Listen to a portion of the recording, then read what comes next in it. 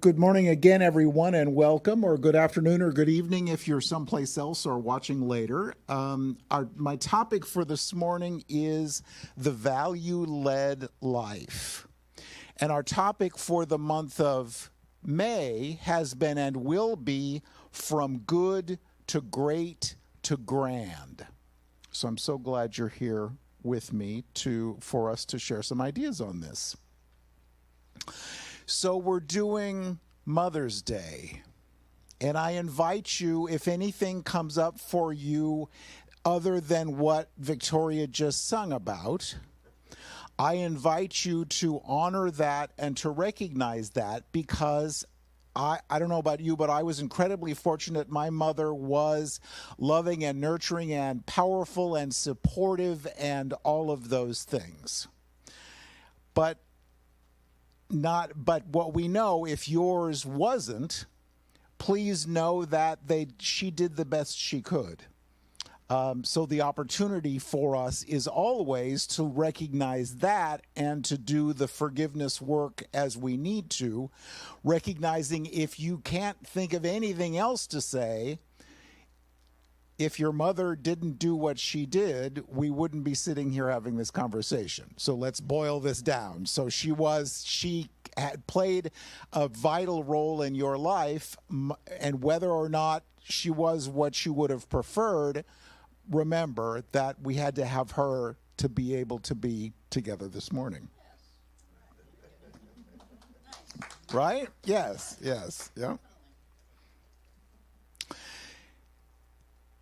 My experience with my mother was that she offered opinions on some things, but as far as what I should do when I grow up and how I should live and all the rest of that, her primary concern was that I grow up safely and be happy. That was her only concern. And whatever your experience with your mother, there might have been some, well, I'd love for you to grow up and be and you get to fill in the blank.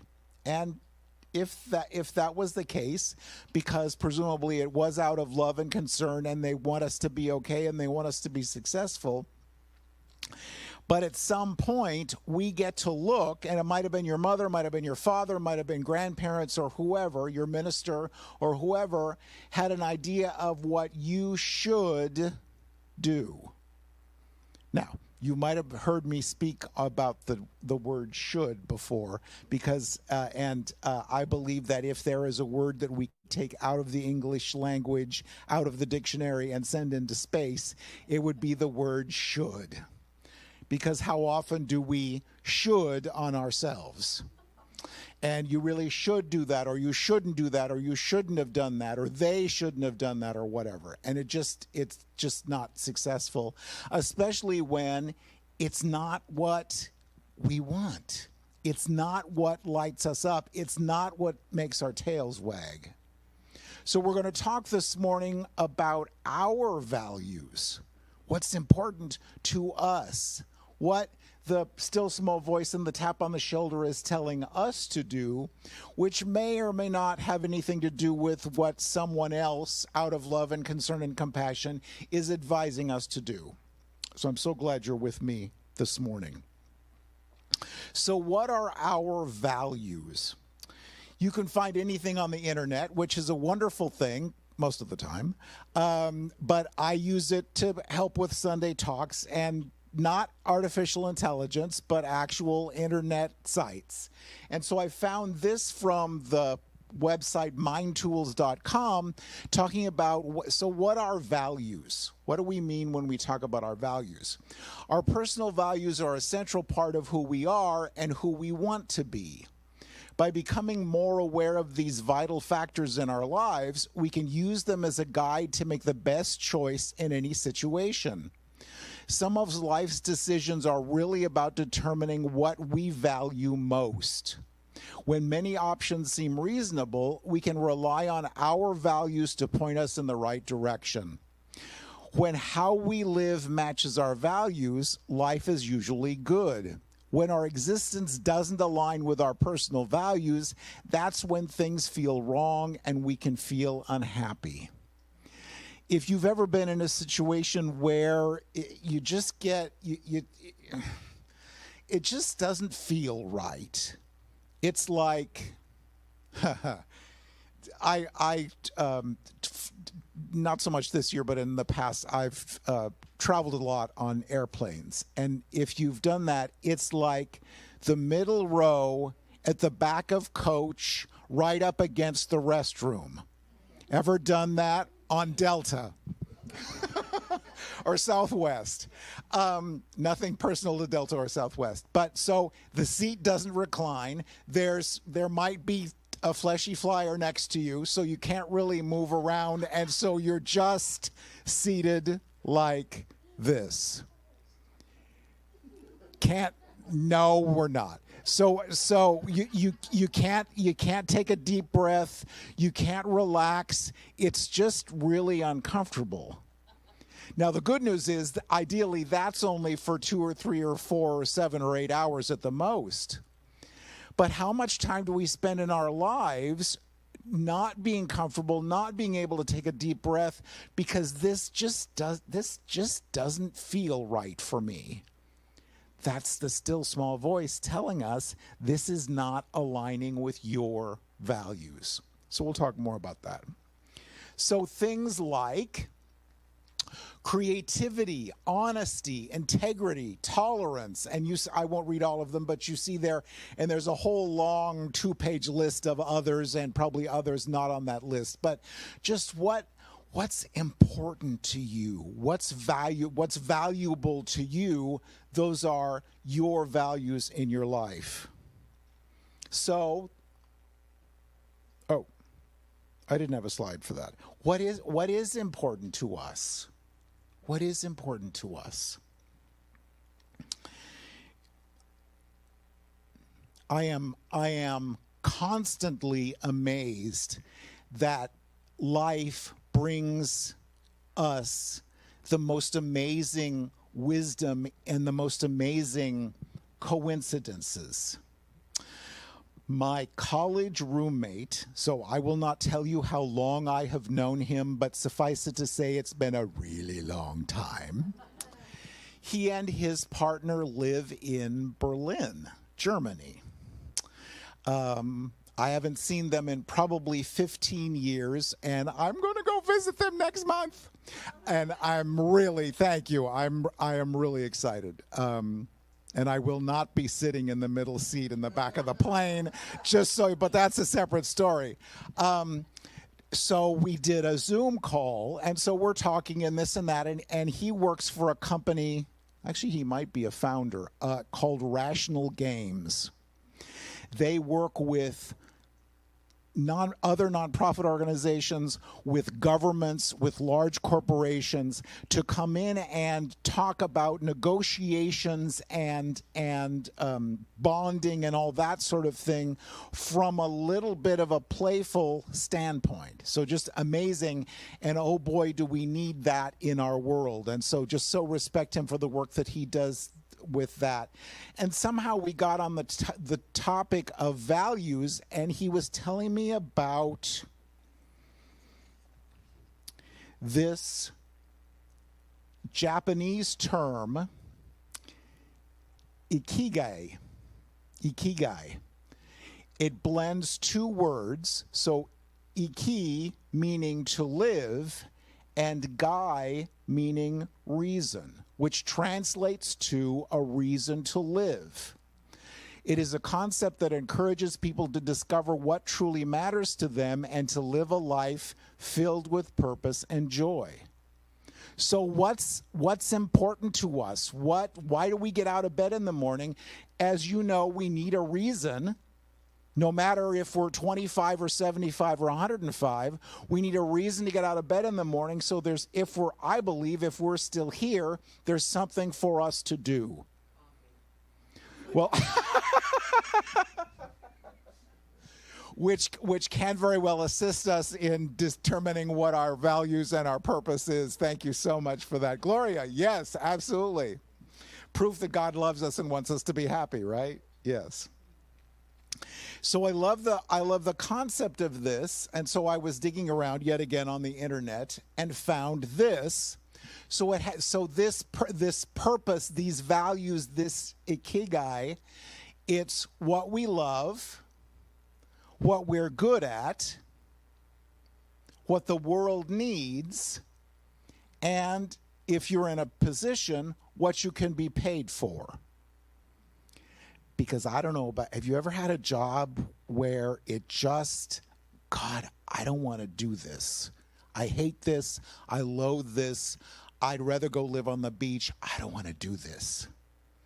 If you've ever been in that situation, you know that however much money they're paying you is not enough.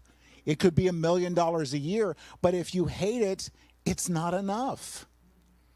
What we want, what we accept for ourselves is that if you're in a position to have a job, the job is so wonderful that you'd get out of bed and go and do it, even if they didn't pay you, because it totally lights you up and makes your heart sing and your tail wag and whatever else you want to say. So our ikigai, what's important to us? What do we have passion for? What do we see in social media or on the television or out in the world, and we say, yes, I want to help with that. No, this really bugs me, and I want to make a change to that. If we have that passion, if we have that thought, that is a value for us. That is a value for us. In the same way, if someone has a wonderful idea, we should go skydiving. Yeah. Vaya con Dios. So not one of my values. Earth, groundedness, that is one of my values. But because people love us and what they want us to do, these wonderful things that they want to do, and isn't it great, or zip lining or just bungee jumping or just all of those things, and I'm like, I will be by the pool drinking an adult beverage while you go and do that, and you come back and tell me how it went, because it's just it's absolutely not my thing.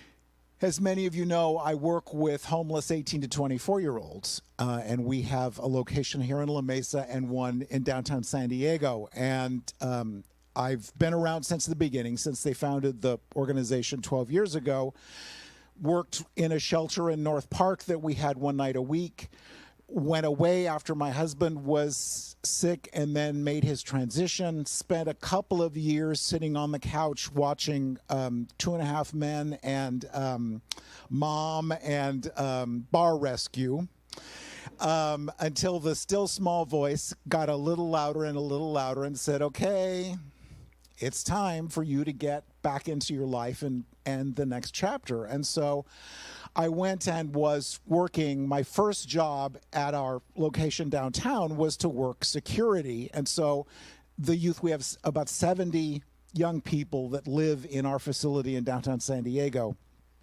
And when they come in, each of one is given a fob to to open the door, and they come in, and the security person there greets them, goes through their backpack, checks their pockets, all that kind of thing, to make sure that they're not bringing anything in that they shouldn't be.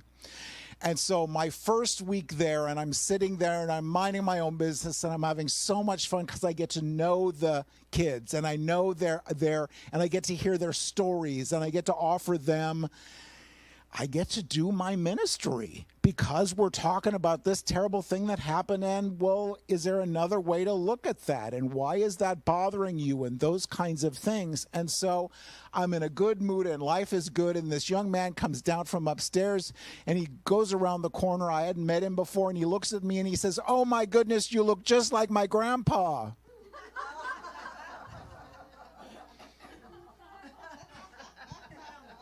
And I called my boss and I said, "That's it. I'm done. I'm going home." Of course, with a smile on my face. And that didn't happen, but oh my God. But the point is, this is one of my passions. This is one of my, this one of my values to have the opportunity to get to know and to work with some of these youth. It's just the greatest thing. But what I bring, because all of us, if we have a passion or a value in something, if we have a passion for something, we must have wisdom and value that we can bring to that situation or that experience. I bring many years of wisdom. And so we had a young person really quickly. We had a young person come into the counseling office. And so we have case managers and peer support people and me and a couple of other people in this big room with a bunch of desks. And they're so excited because they're going to buy a car. And we said, because you remember your first car and how excited you were, and they're so excited, and it's just going to be so terrific. And so that's great. What are you getting? It's about a 2004 BMW. Nice. Ever had an older European vehicle with a lot of miles on it? Passes everything but a repair shop. I said, that's awesome. I'm so excited for you. And I think she was going to pay about $1,000. I said, that's so excited. Do you have the pink slip? Do you have the registration? No, but they're going to get it for me. Okay. You have to have it smogged in California. Make sure it passes the smog. Do you have insurance? Well, no. Where are you going to park it? Because we're downtown and we don't have 70 parking places for the youth to park their cars. And so I felt so bad because this was totally the rainstorm that came in on her parade. And she's like, oh. And I said, I don't mean to rain on your parade, but think about this, because there's a lot of other things to be aware of, and then the gas, and then the repairs, and then everything else. So the point of this is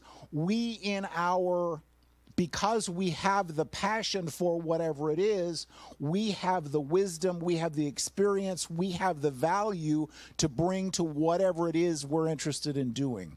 And that's how we are divinely guided to whatever this is. And that's what our values are.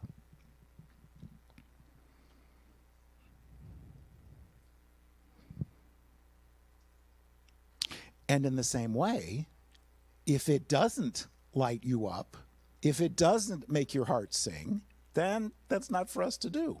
And that's okay too. Sometimes we get the idea that we should. That, what are you sitting there for? And I come from, and this was not my parents' deal. It was totally my deal with a little help from the church I grew up in. But keep busy. What are you sitting there for? There are dishes to be washed and the lawn to be mowed and all of those other responsibilities, and almost to the point of you need to earn your way to heaven. They never said that, but that was kind of and if you come from traditional Christianity, you know that you might have had that experience as well, that you need to be doing something or not doing something, because that's how we get to the sweet by and by. And what we know now, thankfully, is that is not the case and not our truth, but always a good idea to check in. What's my motivation for doing this or not doing this? Is it because it really makes my heart sing? Or is it because I can't say no? Because if I say no, what will they think? I know. I had stuff. And every once in a while, what's going to happen if I don't do this? What's going to happen? The tides will cease to ebb and flow. The world will stop revolving. And the still small voice gets a word in edgewise every once in a while and says, Jerry, if you don't do it, somebody else will, or it won't get done. Because I'm really important. Just ask me. But there's somebody else that can do that. And if there isn't, then maybe it's not that important. Because what happens, my experience, and I bet yours as well, what happens if we say yes to something that we really wanted to say no to? I regret saying yes, and I resent you for asking me because you knew I was going to say yes. And so it just becomes not a happy situation rather than us standing in our truth and speaking from our values and our wisdom and our passions and saying, yes, I love that, I want to do that, or thanks so much for thinking about me, but no. Can we say no? No. Thank you. That answers that question. Right. It is a complete sentence. Boy, there's amazing wisdom on that, right? Yeah. After the service this morning, we're going to spend about an hour and a half talking about no. And I'm doing the workshop. My workshop is titled Radically Content, Being, Doing, and Having Enough. I am enough right now. I'm enough before I go and do that I don't want to do. I'm enough before I go and do that I do want to do. So coming back from basing our approval of ourselves on what we do and shifting more to the approval of ourselves based on who we are. And who we are is the essence, expression, and experience of Spirit. We are the beloved. That's it. It has nothing to do with where we've been, with what we did, our bank balance, our level of education, our BMI, or anything else. It has to do with the fact that we are the essence, expression, and experience of Spirit. That's the truth. But what will they think? I love this book, and you've heard me talk about it before. Radically Content, Being Satisfied in an Endlessly Dissatisfied World by Jamie Veron. It's available on Amazon. It is an absolutely wonderful book, and she talks about this. And as I mentioned before, this was big for me. What will they think is the question that robs us of our dreams and happiness more than any other. Who is they? And why do we care so much about what they think? Who is this faceless group of people that's going to come for us if we don't measure up to their ideal? And why are we not really encouraged to examine this idea we take as an absolute, inconvertible truth? We do not need to spend our lives in pursuit of achievements that have no real value to us internally or our values. The goal is to be the most expressed version of yourself. You should feel free to jump in the pool with your bathing suit on or off, my words, not hers, to wear sleeveless dresses, to love with abandon, to create the art that lights you up, to construct and build an entire life that is so you, there's no room for comparison. You deserve to love your life so much that it doesn't matter who affirms or denies you. I am so often reminded of the Red Hat Society. Do you know them? It's just the greatest organization, and if you don't, it's older ladies especially, but older ladies who, and there's a writing from an English woman about when she gets to be a certain age, she's going to wear a red hat with purple that doesn't go together, and be mischievous and eat pickles and run her walking stick along the wall and just be slightly, not real obnoxious, but just slightly obnoxious. That's what we're here for. That's the joy and the passion and the lusciousness and the purpose of us being here is to just make a little noise. Thank you so much for asking me. No. So we're going to talk in the workshop about the sacredness of that word and how we can practice. So thank you so much for thinking of me, but no. What will they think? How often do we base our decisions? How often do I base my decisions on worrying about what will they think? Interesting question. And do we trust ourselves to say yes, to listen to that? Some people call it gut, but just that still small voice, that inner wisdom, that whatever, that, yeah, I really want to do that. No, thanks so much. I don't want to do that.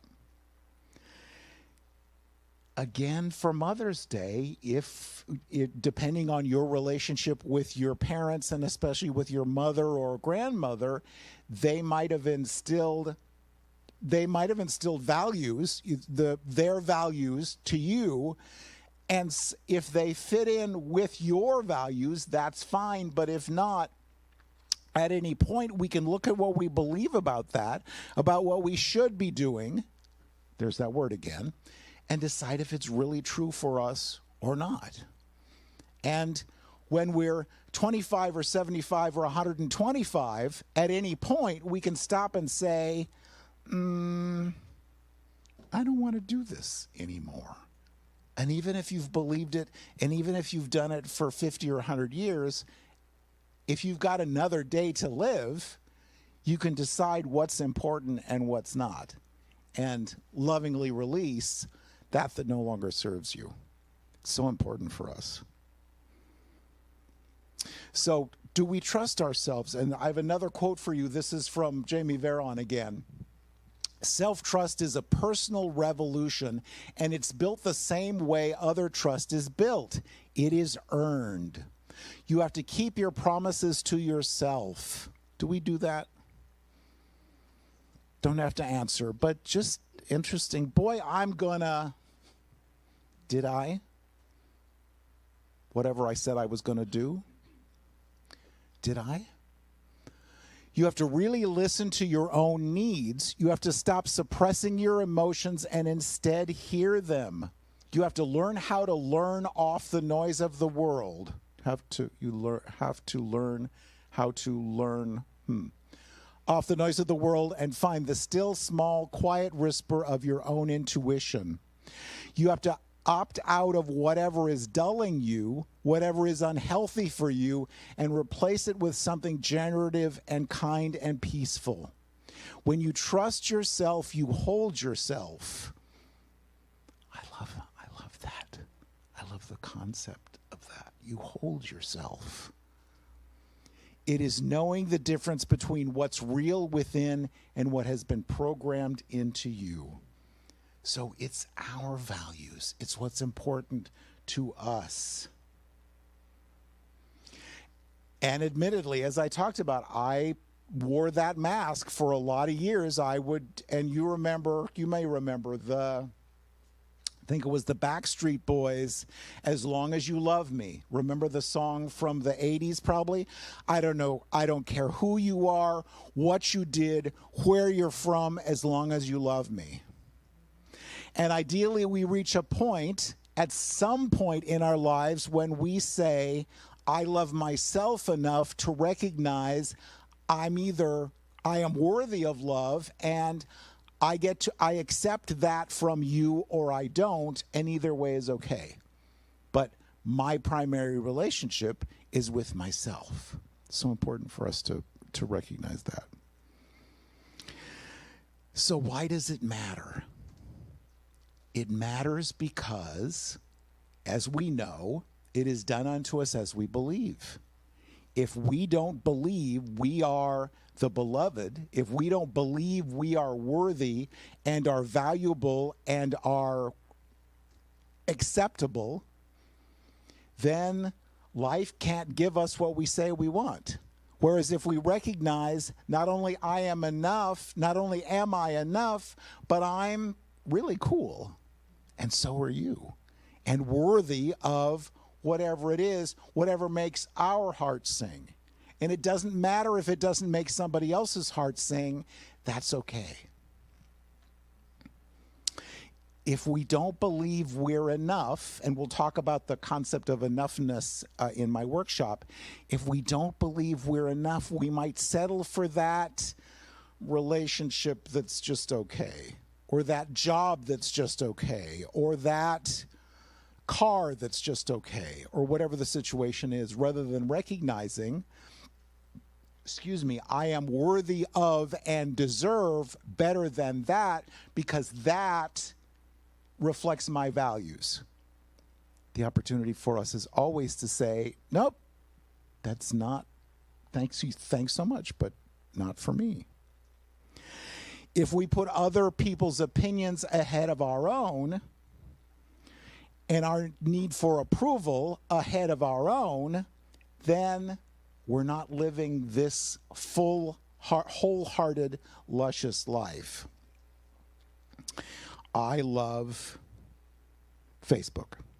And I found another quote for you on from Facebook. And there's goofy stuff out there, and we just keep, if you're on Facebook, there's everything under the sun. And if you don't like it, just keep scrolling. That's okay. That's why God made that ability. If you didn't like it, just keep scrolling. But this really speaks to me. And every day the world will drag you by the hand, yelling, this is important, and this is important, and this is important. You need to worry about this, and this, and this. And each day, it's up to you to yank your hand back, put it on your heart, and say, no, this is what's important. Don't you love that? Don't you just love that? If you're friends with me on Facebook, that's on my Facebook page. If you're not and you'd like for me to email that to you or text it to you, I'm happy to. I just love that because there's so much. There's a court proceeding going on in New York City, and we can just get really, for the love of Godding about that, or keep scrolling. Just keep scrolling. What's important? What reflects our values?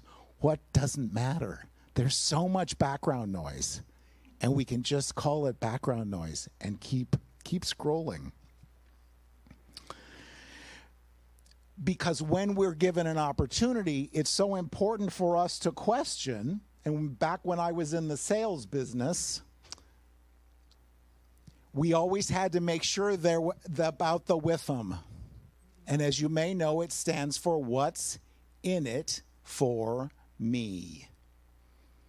Sounds selfish. Isn't it great? Yeah. Cause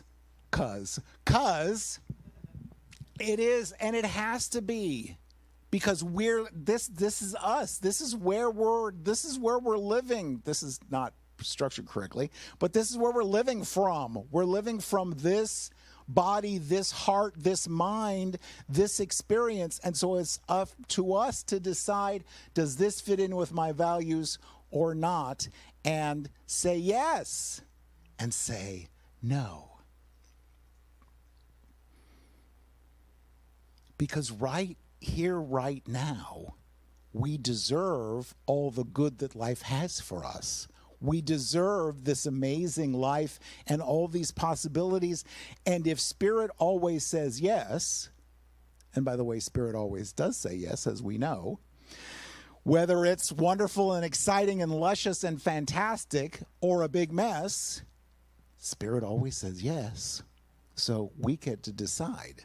And if we find ourselves in a big mess, we get to change our belief about whatever it is. We know that's the bottom line. That's the basis of this teaching. If it isn't what you had in mind, what do I believe about this? Edwin Gaines says, what must I change about myself in order to receive this? So what do I believe about this situation that will shift it, and I'll have a new experience? It's always up to us, because life always says, oh, okay, whatever you want. So moving forward, we can live by our values, live guided by our values, speaking our truth in love and compassion and understanding, giving ourselves credit for everything that's happened up till now, knowing and accepting that the best is yet to be, and we are the experts in our lives. And I want to close with a quote. You know, wisdom comes in from surprising and wonderful sources. And admittedly, I watch television. I watch a lot of television. I mean, not too much, and I love Golden Girls, as you've heard me talk about. I love 2.5 Men, and I love Mom. Yeah. Alice and Janney, absolutely amazing, amazing series. And this quote just really got me. If you always seek the validation of other people, you will never be content, because you're making them your higher power. Are we able to say, thanks so much, but that doesn't fit in with my values? That doesn't make my heart sing. I don't want to do that. It's always, always, always up to us. So with that in mind, join me in the light for just a moment.